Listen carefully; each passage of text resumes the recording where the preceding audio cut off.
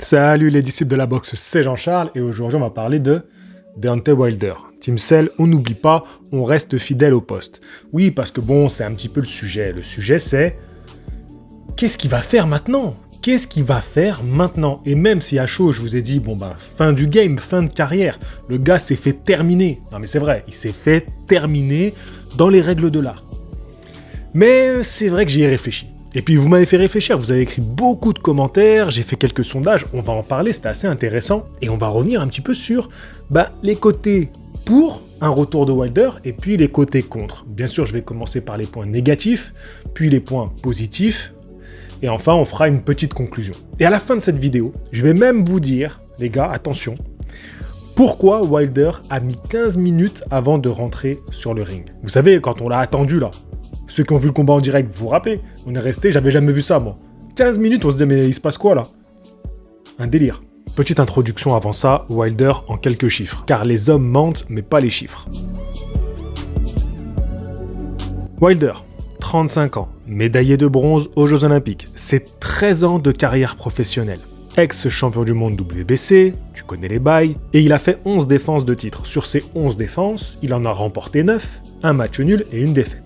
Donc déjà, ça le place dans l'un des plus longs règnes des champions poids lourds. Son palmarès, c'est 45 combats, 42 remportés, dont 41 remportés par KO. Rien que déjà ça, c'est le plus gros ratio de l'histoire poids lourd. C'est pas fini, parce qu'il n'y a que deux boxeurs, qui ont tenu la limite contre lui. Le premier, il a pris sa revanche, il l'a exterminé.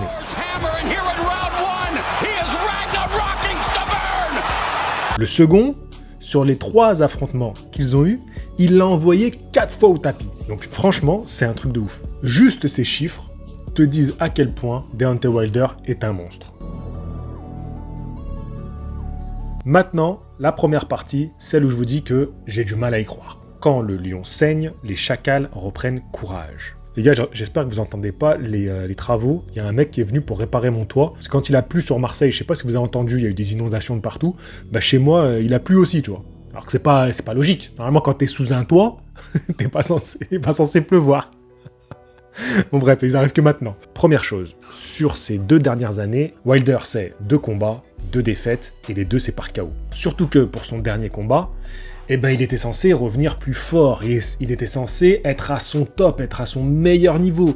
Plus d'excuses, normalement il s'était rectifié, il s'était amélioré sur les points où il avait eu des défaillances, mais rien à y faire, il arrive, même si bien sûr il fait cet exploit où il envoie Tyson Fury au tapis, finalité, c'est le même game, il se fait terminer. Je crois aussi que les séquelles de ces 2 combats, elles vont laisser des traces pour très longtemps. Et je me demande même si Deontay Wilder, un jour, il va revenir à 100%. Le lion saigne, Wilder saigne, les chacals reprennent courage, les boxeurs vont reprendre courage. Pendant ces combats-là, Wilder, il a montré au grand jour ses pires défauts.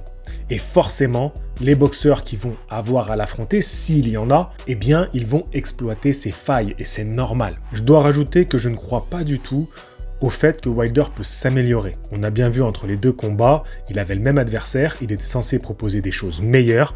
Oui, il y a une petite amélioration de la part de Wilder, c'est vrai, elle est notable, mais de là à dire que Wilder peut encore progresser, les mecs, il a 35 ans, il a fait toute sa carrière d'une certaine façon, c'est pas aujourd'hui qu'il va changer. Faut pas rêver. Maintenant, on va passer au côté positif. On va trouver quelques bonnes raisons d'y croire. Je vais vous citer l'extrait de la biographie de Clara Dupont-Monob, que je n'ai pas du tout lu, mais j'ai trouvé ce petit extrait qui est très intéressant. Je l'ai vérifié bien des fois. Il n'y a pas plus dangereux qu'un homme humilié. C'est un conseil de ma mère, tue ou laisse la vie, mais ne blesse pas. Un homme blessé devient un animal dangereux.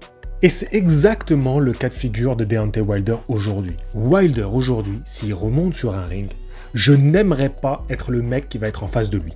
Parce qu'il va être complètement incontrôlable. Ça va être un vrai fou furieux, il va être complètement imprévisible. On va avoir, à mon avis, le meilleur et le pire de Wilder, c'est-à-dire un Wilder qui va monter sur un ring en mode fou furieux, qui va vouloir arracher la tête de son adversaire. Le mode sauvagerie, le mode tueur. Ce qu'il a toujours prôné dans les conférences de presse, moi je veux tuer un homme, et il a toujours boxé comme ça. Il a boxé comme un mec qui peut tuer sur un coup de poing. Donc oui, je pense que ce Wilder-là a toutes ses chances pour remporter ses prochains combats. Surtout que l'homme qu'il a battu, c'est pas non plus n'importe qui. C'est Tyson Fury. Tyson Fury est un homme exceptionnel, c'est une anomalie dans le game. Je vois tous les gens qui disent aujourd'hui « Ah bah c'est bon, il redonne espoir aux mecs qui sont un peu grassouillets. » Mais les gars, lui fait 2m6. Qui fait 2m6 ? Qui là ? Vas-y. Qui commente les vidéos fait 2m6 ? Qui a une allonge comme lui de 7m72, je crois à peu près ? C'est incroyable. Ce gars-là, c'est une anomalie. Et en plus, 2m6, mais qui bouge comme lui ? Qui peut bouger comme ça ? À cette qualité-là, avec cette envergure-là ? Non, bien sûr. Après, tu me parles de oui, il n'a pas les abdos à Cristiano Ronaldo, mais en a-t-il besoin ?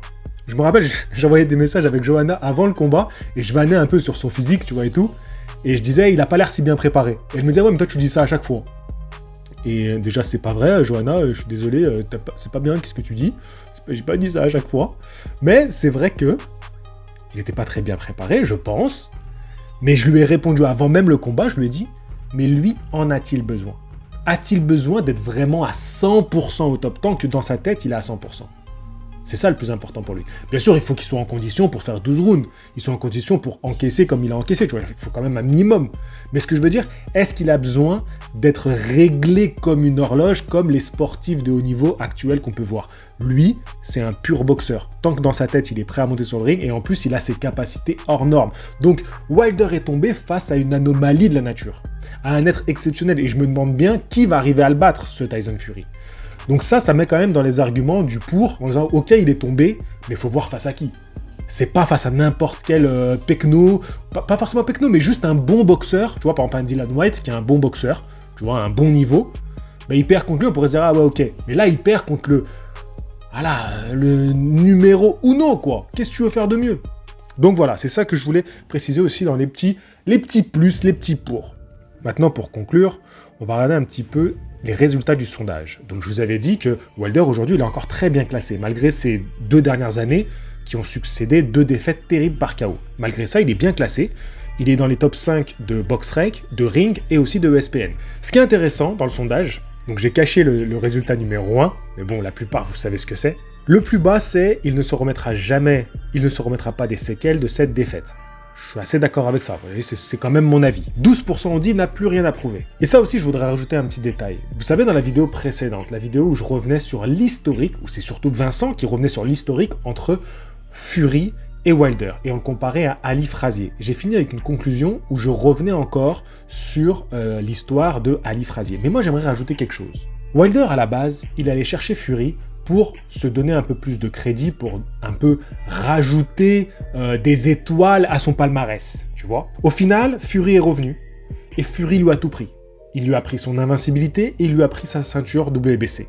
Mais je crois, profondément, qu'après cette trilogie, alors que tout le monde s'en foutait avant le 3e combat, tout le monde était là en mode ouais, on va le voir parce que vas-y, on est un peu hypé, mais on n'attendait rien vraiment du combat. La plupart des gens, ils vont vous dire ça. Franchement, j'attendais rien de ouf du combat.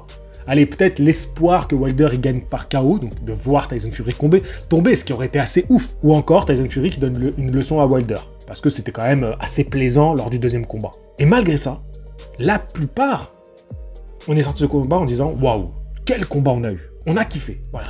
Au niveau des émotions, c'était fantastique. Et c'est pour ça que je pense que, au final, ce que Wilder a gagné dans cette défaite, il ne l'aurait jamais obtenu en continuant à gagner, en étant invincible, en continuant à avoir sa ceinture WBC et en continuant à foutre des mecs KO. Je pense que cet affrontement avec Tyson Fury a fait de lui une petite légende. Tu vois ce que je veux dire? Je trouve qu'il a gagné bien plus que ce qu'il aurait continué à obtenir tout seul en faisant sa carrière. Donc quelque part, oui, Tyson Fury lui a tout pris, mais il a gagné quelque chose. 16% disent qu'il peut redevenir champion et 28% il peut faire quelques combats pour ne pas finir sur une défaite. Donc je regroupe un petit peu ces votes-là pour dire, ok, oui, il peut redevenir champion, Il a le facteur punch, c'est vrai. 35 ans, il n'est pas non plus terminé. Il n'a que 2 défaites. Allez, disons. Refaire encore quelques combats. Mais quel intérêt de prendre Wilder aujourd'hui? Quel intérêt? Wilder, il va pas prendre personne, parce qu'il veut quand même de l'argent. Il va pas boxer pour rien, tu vois. Donc, il faudrait prendre qui? Des prospects? Quel intérêt? Imaginons que tu es manager d'un prospect. Pourquoi tu prendrais Wilder? Le mec, il a 2 défaites, il a plus de titres, et il reste quand même potentiellement très dangereux pour ton boxeur. Et ouais, le mec, il a le factor punch, on l'a bien vu contre Tyson Fury. Est-ce que c'est vraiment intéressant de prendre Wilder maintenant? Il y a beaucoup plus de risques que de bénéfices. Et même financièrement, est-ce qu'il peut te faire gagner vraiment beaucoup d'argent, Wilder, à lui tout seul? S'il y a bien un beau combat que j'aimerais voir, très sincèrement, c'est Joe Joyce contre Wilder. Le plus gros puncher contre le plus gros encaisseur. Alors là, qui va gagner à ce jeu-là? Ça serait quand même super intéressant comme combat. Ce qui est quand même fou dans ce sondage, enfin fou, pas si fou. Je vous demande, sur Wilder, qu'est-ce que vous aimeriez voir? 38% disent on veut juste Joshua Wilder et basta. Que Wilder parte après un combat ultime contre Joshua. Et ce qui est encore plus fou, là franchement ça m'a quand même beaucoup impressionné, c'est que je vous ai proposé les combats que vous vouliez plus voir maintenant. Tu vois, maintenant qu'on a eu quand même ces bouleversements chez les poids lourds. Et Wilder Joshua arrive en 2e position. C'est quand même assez impressionnant. Alors bien sûr, première position avec 37% des votes, c'est Usyk Fury. Normal, c'est le combat pour tous les titres en jeu, tous les titres sur la table. Mais de voir que Wilder Joshua arrive juste derrière avec 32%, que même Joshua Usyk n'a que 5%, que même Fury Joshua n'a que 23%. Bon, Fury Wilder 4, c'est normal, 4%, c'est quand même le moins intéressant aujourd'hui. Même 4%, je trouve ça beaucoup. Mais je suis très impressionné de voir que ce combat entre les 2 perdants, les 2 losers, parce que vraiment, ils ont perdu et il n'y a pas photo. Je veux dire, que ce soit Wilder d'un côté, il n'y a rien à dire sur sa défaite. Voilà, je veux dire, elle est criante de vérité. Et même pour Joshua, où on a vu que contre Usyk, il n'y a rien à dire. La défaite, elle est là. Et je me dis, wow, c'est quand même impressionnant. Ce combat-là, malgré tout ce qui s'est passé, est-ce que finalement, il n'est pas encore plus attendu aujourd'hui qu'il ne l'aurait été il y a quelques années? Est-ce qu'aujourd'hui, les noms de Joshua et de Wilder ne sont pas encore plus dans toutes les bouches? Et ça fait pas que ce combat-là, il serait pas hyper excitant? Et pourquoi pas le combat des perdants contre le combat des vainqueurs? Et on a une finale. Tu vois, on a Fury Usyk d'un côté, on a Joshua Wilder en sous-carte, et après, on aurait la finale, donc c'est-à-dire qu'on prend les 2 vainqueurs qui s'affrontent et les 2 perdants qui s'affrontent. Ce serait un truc de ouf, mais bon, vous savez que malheureusement, ça serait trop beau si ça arrivait. Mais voilà, on reste sur cette note positive, et maintenant je vais vous dire pourquoi Deontay Wilder, il a mis 15 minutes à monter sur le ring. Bah oui, je vais vous le dire, parce que moi j'ai la réponse. J'ai fait mes recherches. J'ai recherché longtemps, franchement ça a été compliqué. Ça fait à peu près 7 ou 8 ans que je suis sur le dossier. Et j'ai fini par découvrir que Deontay Wilder, il est arrivé, donc il s'était préparé, tu vois. Il allait pour rentrer sur le ring. Pas pour rentrer sur le ring, mais pour faire rentrer dans le stade. Bim, musique elle démarre, boum, caméra sur lui, beau costume et tout a compris. Il était là dans le vestiaire, il était prêt. Il a commencé à enfiler sa cape, il avait les gants, il avait tout. Et là,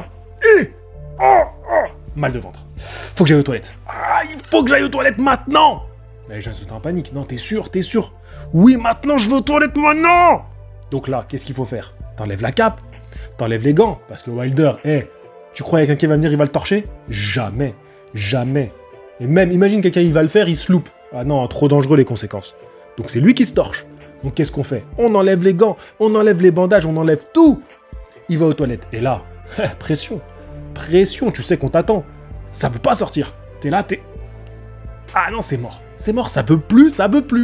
Donc t'es là, t'es bloqué. Donc là, il faut que derrière la porte, on te rassure. Respire, déstresse, pense à rien. Tranquille, tu fais tes affaires. Et là, il faut remettre les gants, il faut remettre les bandages, il faut que l'arbitre y revienne, il re-signe. Tu mets les gants, finalement c'est les bons. Ah non, merde, tu m'as mis sur Tyson Fury, remets-moi mes bons gants. C'est compliqué. On remet la cape et là, on y va. Oui, mais ça prend 15 minutes, hein. Ça prend 15 minutes, c'est normal. Donc voilà la vérité sur cette affaire. J'avais complètement oublié ces 15 minutes, finalement, comme le combat avait été hyper intéressant, j'avais complètement oublié ces 15 minutes d'attente, et c'est en regardant la vidéo de GOAT MMA Boxing, ça y est, il est de retour, Il a refait une petite vidéo.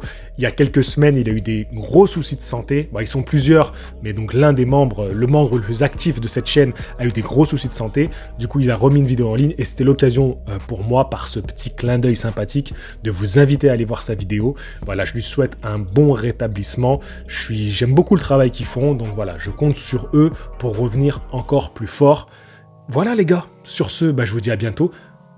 N'oubliez pas, on a le stage à Cuba. On va partir très bientôt. Les places sont limitées. Venez vous inscrire, venez nous rejoindre. Moi, je suis en train de me préparer fort. Vous pouvez voir sur Instagram pour être au top quand on partira à Cuba.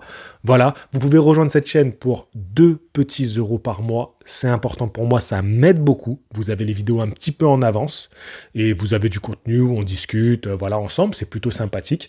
N'hésitez pas à nous rejoindre. Pour moi, c'est essentiel. Sur ce, je vous dis à très bientôt.